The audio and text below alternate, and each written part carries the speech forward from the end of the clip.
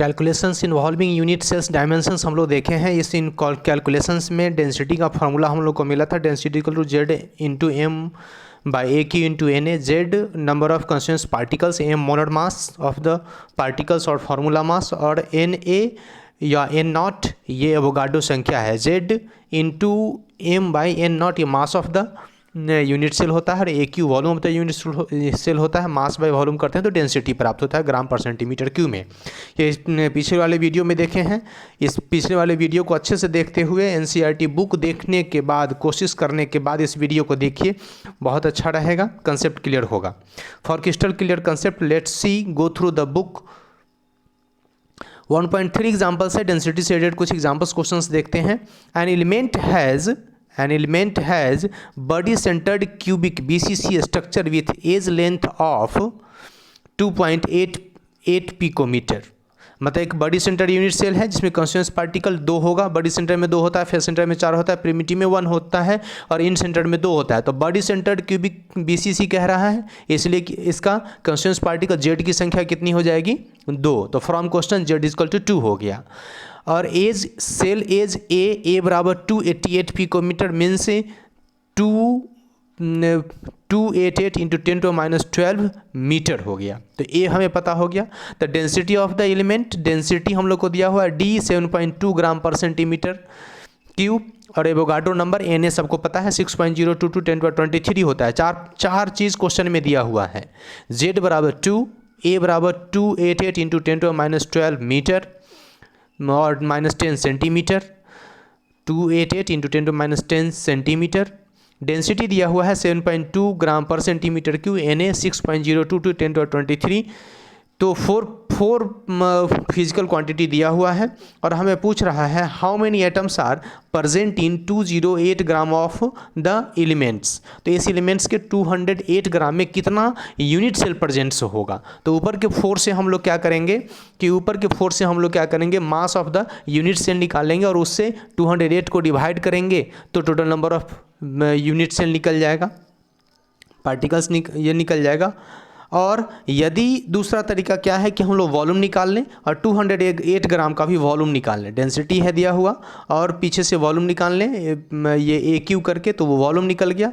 और डेंसिटी और इस मास को यूज करके इतना मास का वॉल्यूम निकाल लें, तो एक यूनिट सेल का वॉल्यूम 208 पिकोमीटर का होल क्यू करके निकाल लेंगे, और यहाँ से जो वॉल्यूम निकालेंगे ये 208 ग्राम का वॉल्यूम होगा। तो उस वॉल्यूम को भी 208 पिकोमीटर वॉल्यूम से डिवाइड कर देंगे तो भी नंबर ऑफ आइटम्स निकल जाएगा। दोनों तरीके से निकाल सकते हैं। या तो पहले क्या करें कि 208 पिकोमीटर डेंसिटी और जेड का संख्या 2, तो इस तरीके से, और एन ए का वैल्यू निकाल करके हम लोग क्या करें कि mass of the unit cell M निकाल लें और उससे 208 को सीधा डिवाइड कर दें, तो हम लोग को भी निकल जाएगा। और या फिर करेंगे क्या, इसका वॉल्यूम निकाल देंगे ए क्यू करके, और इस डेंसिटी और इस वॉल्यूम से जो बुक किया है, volume of the unit cell कितना है 288 picometre whole cube, a cube किया है 288 10⁻12 मीटर क्यू या 288 10⁻10 सेंटीमीटर क्यू, जो 2.39 इंटू 10⁻23 सेंटीमीटर क्यू ये वॉल्यूम निकल गया।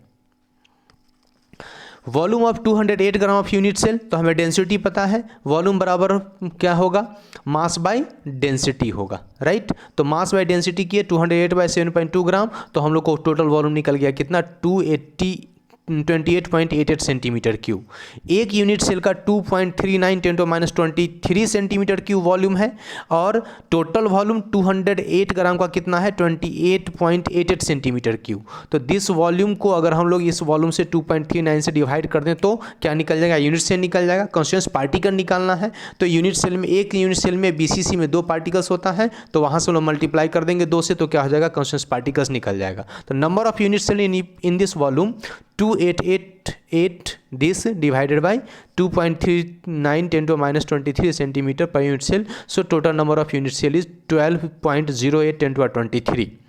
और since BCC unit cell contains 2 atoms, therefore 2 atoms contain number of constituent atoms in 208 grams कितना हो जाएगा 2 into 12.08 10⁻23 unit cell, that is 24.16 10⁻23 atoms, right. तो जो जिस तरीके से हो क्वेश्चन समझ के एक बार बनाने की कोशिश कीजिए। राइट।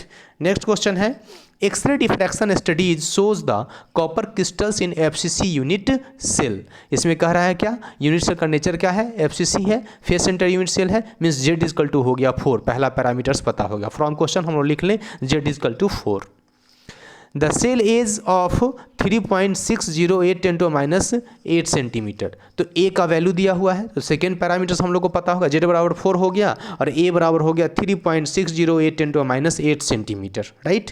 तो 5 पैरामीटर में से 2 पैरामीटर पता हो गया, एन ए तो सबको पता ही होता है 6.02 × 10⁻23, तो इससे 3 पैरामीटर्स पता हो गया।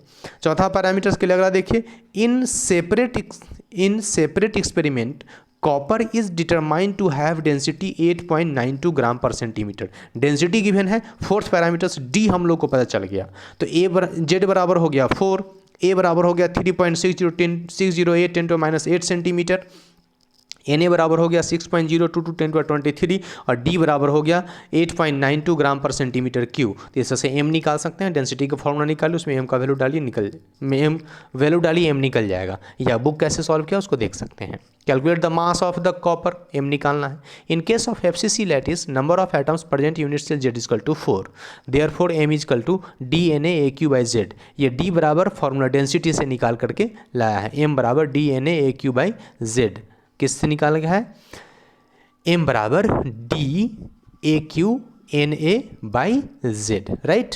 क्या किया, DM बराबर DNA/AQ/Z, ये डेंसिटी के फॉर्मूला से निकाला, बस सारा वैल्यू पुट किया और इसका क्या हुआ 63.1 ग्राम पर मोल या 63.1 एटॉमिक मास यूनिट कैलकुलेट कर लिया, राइट। तो आप गिवन पैरामीटर्स लिखिए और कैलकुलेट कर लीजिए या फिर बुक का सॉल्यूशन से कर लीजिए। नेक्स्ट क्वेश्चन है silver form CCP lattice and X-ray studies of its crystals shows that the age length of its unit cell is 408.6 picometers। जैसे ही क्वेश्चन देखे तो उसमें हम लोग silver CCP cubic close packing मतलब फेस सेंटर यूनिट सेल हो गया, Z बराबर हो गया 4, फ्रॉम क्वेश्चन जेड बराबर 4।